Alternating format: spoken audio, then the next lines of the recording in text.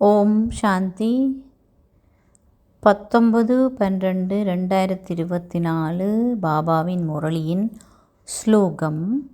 தூய்மையே பிராமண வாழ்க்கையின் புதுமையாகும். அது இந்த ஞானத்தின் அத்திவாரமும் ஆகும். தூய்மை என்பது பிராமணர்களுடைய தர்மம். ஒருவருடைய தர்மத்தை மீறி அவர் எதையும் செய்தால் இவர் அந்த குலத்துக்கு சொந்தமானவர் அல்லது அந்த குலத்துக்கு அவதூறு செய்பவர் என்று தான் கருதப்படுவார். ஒரு வீட்டிலே ஒரு குழந்தை தந்தையினுடைய சொல்வழியை கேட்காமல் நடந்தால், தவறாக போய் ஏதாவது செய்துவிட்டால், அல்லது மதம் மாறினால் அல்லது குலம் மாறி ஏதாவது செய்தால் அவர்கள் சொல்வார்கள், நீ இந்த இருப்பதை விட இல்லாமல் இருப்பதே மேலென்று சொல்லப்படுகின்றது. அதுபோல் பாபாவினுடைய ஞானம் படித்த எங்களுக்கு தூய்மை என்பது அத்திவாரம். எவ்வாறு ஒரு கட்டிடத்துக்கு அத்திவாரம் மிகவும் முக்கியமானதோ அது மாதிரி இந்த பிராமண வாழ்க்கையினுடைய உறுதித்தன்மைக்கு, அசைக்கப்பட முடியாத மனநிலைக்கும் அதை ஸ்திதி என்று கூட நாங்கள் சொல்லலாம். அதற்கு இந்த தூய்மை மிகவும் பிரதானமானதாகும். தூய்மையை கொண்டிருக்கின்றவரால் மட்டும்தான் புதுமைகளையும் படைக்க முடியும், ஆக்கபூர்வமான விடயங்களை செய்ய முடியும், புது புது விடயங்களை எல்லாம் படைக்க முடியும். தூய்மை அற்றவர்களால் புதுமைகளை செய்ய முடியாது. ஒரே மாதிரியான விடயங்களை தான் சிந்திக்க முடியும். ஏனென்றால் புதுமை அல்லது தூய்மை என்பது எண்ணங்களிலே தான் ஆரம்பிக்கின்றது. ஏன்னா எண்ணம் என்பது எங்களுடைய வாழ்க்கையினுடைய ஒரு விதை என்பது எங்கள் எல்லோருக்கும் தெரியும். எண்ணங்களிலே தான் அது ஆரம்பிக்கின்றது. எண்ணங்களிலே எந்த ஒரு காரணத்தாலேயோ, எந்த ஒரு சந்தர்ப்பத்தாலேயோ, எந்த ஒரு மனிதராலேயோ, எந்த ஒரு சூழ்நிலையாலோ வீணானது என்பதை உள்ளெடுத்து கொள்ளாதவர் மட்டும்தான் தூய்மையானவர் என்று அழைக்கப்படுவார். பல விடயங்கள் வந்து போகும், கடந்து செல்லும். ஆனால் அவை எந்த பாதிப்பையும் மனதிலேயே ஏற்படுத்தக்கூடாது. அல்லாவிட்டால் கடந்து போன முடியும், கடந்ததாகவே இருக்க வேண்டும் அல்லாமல் அது மனதிலே ஒரு தாக்கத்தை அல்லது பாதிப்பை ஏற்படுத்தி அதிலே தங்கிவிடக்கூடாது.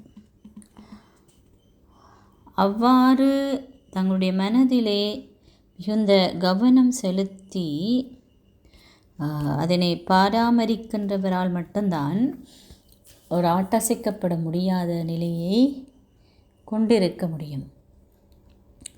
இந்த ஞானத்தின் புதுமையே தூய்மையே. இந்த ஞானத்திலே இருக்கின்ற புதுமையான விடயமே தூய்மைதான். தூய்மை இல்லாதவர்களுக்கு இந்த ஞானத்தை கேட்பதற்குரிய பலம் கூட கிடைக்காது. அதனால தான் நாங்கள் எத்தனை பேரை இந்த ஞானத்தை படிக்க சொல்லி வர சொன்னாலும், இவ்வளவுதான் பெறுமதியான பொருட்களை அவர்களுக்கு கொடுத்தால் என்ன, பொன்னை கொடுத்தால் என்ன, பொருளை கொடுத்தால் என்ன, அவர்கள் இதனை கற்கப் போவதில்லை. காரணம், தூய்மையை நேசிக்கின்றவரால் மட்டும்தான் இந்த ஞானத்தினுடைய ஆழத்தையும் அதனுடைய இரகசியங்களையும் கற்பிப்பவரையும் தெளிவாக புரிந்து கொள்ள முடியும். என்னென்றால் கற்பிக்கின்ற பரமாத்மா சிவன் தூய்மை கடல் மற்றும் அவர் கற்பிக்கின்ற ஒவ்வொரு விடயங்களும் உணர்வு சம்பந்தமானது. உணர்வுகளை தூய்மையாக கொண்டிருக்கும் பொழுதுதான் கடவுளுடைய உணர்வுகளை என்னாலே புரிந்து கொள்ள முடியும். ஏனென்றால் ரேடியோவிலே நாங்கள் ஒரு அலைவரிசையிலே ஏதாவது ஒரு விடயத்தை நாங்கள் கேட்டுக்கொண்டிருக்கிறோம்டா,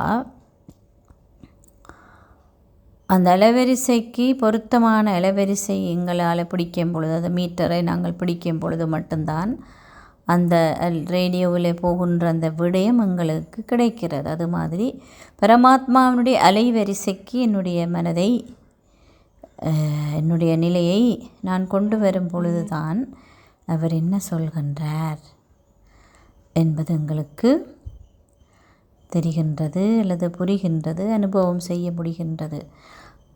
தினம் தினம் வாழ்க்கையிலே இந்த பரமாத்மா சொல்கின்ற ஞான முரளி கருத்துக்களை உணர்வுகளாக மாற்றி அனுபவம் செய்து சுவைப்பவர்களுக்கே இந்த தூய்மையினுடைய அத்திவாரம் அதிகமாகும். தூய்மை அதிகரிப்பதற்கு இந்த கருத்துக்களை நாங்கள் உணர்வுகளாக மாற்றி பலமாக ஆக்க வேண்டும். ஞானத்தை, ஏதாவது பசுவினுடைய உதாரணத்தை பாபா சொல்வார். பசு புல்லை சாப்பிட்டு அதை இருந்து அசை போட்டு அதனை நன்றாக மீட்டல் திருப்பி கடைஞ்சி அசை போட்டு நன்றாக சமைக்க வைத்து அதனை அது பாலாகவோ அல்லது இரத்தமாகவோ சத்தாகவோ மாற்றி விடுகிறது.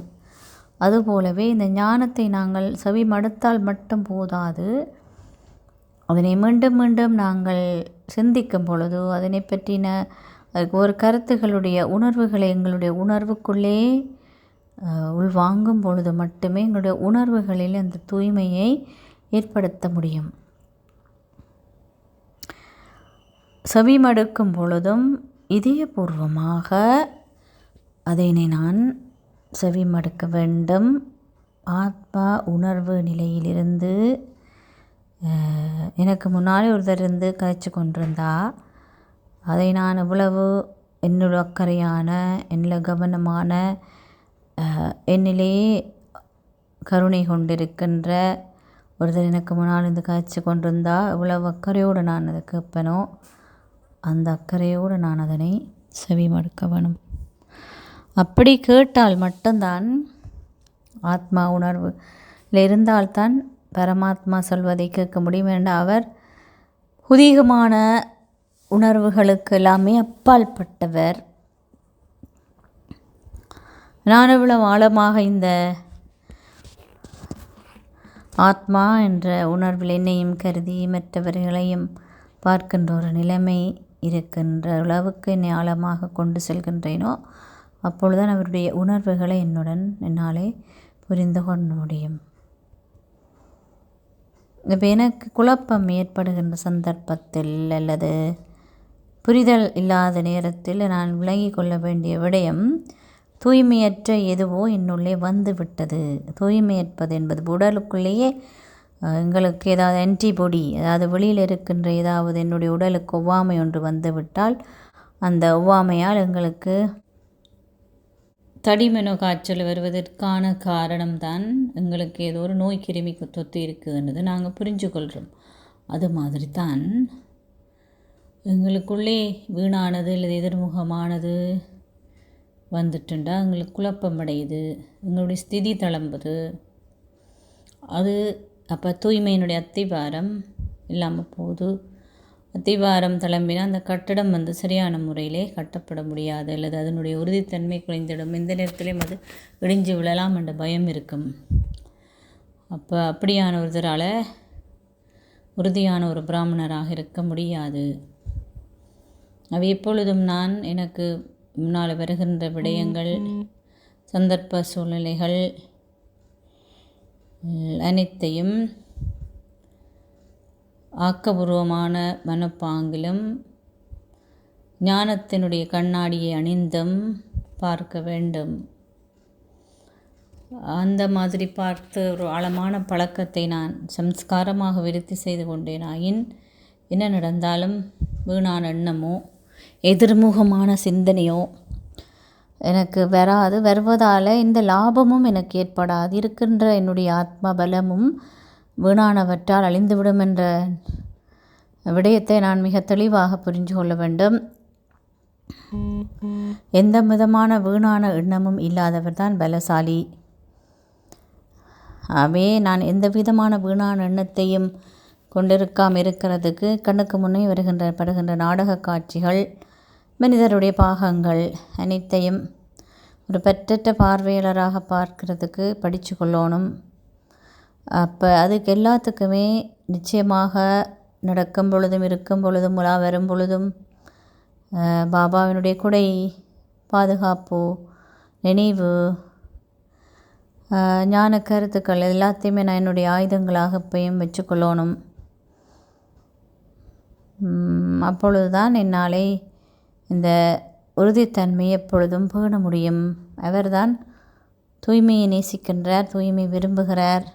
தூய்மையான மனதில் எப்பயும் உற்சாகம் இருக்கும், சந்தோஷம் இருக்கும், திருப்தி இருக்கும். நிச்சயமாக அவர் ஆக்கபூர்வமான அல்லது புதுமைகளை படைக்கக்கூடியவராகவும் இருப்பார். நாங்கள் எங்களை சோதித்து பார்க்க வேண்டிய விடயம் என்னென்னா, என்னுடைய எண்ணம், வார்த்தை, செயல் மற்றும் தொடர்பாடல்களில் எத்தனைய தூய்மையை நான் பேணுகிறேன். சகோதரத்துவ பார்வை ஆழமானது. அதோட எல்லாரிலேயுமே ஒரே மாதிரியான அன்பு, ஒரே மாதிரியான கருணை, எந்த விதமான வித்தியாசம் இல்லாத தன்மை, இப்படியெல்லாம் இருந்தால் தான் என்னாலே கடவுளுக்கு நெருக்கமாக வர முடியும். அவர்தான் இறைவனாலே நேசிக்கப்படுகின்றார். அவர்தான் தூய்மையை கொண்டவர். ஓம் சாந்தி.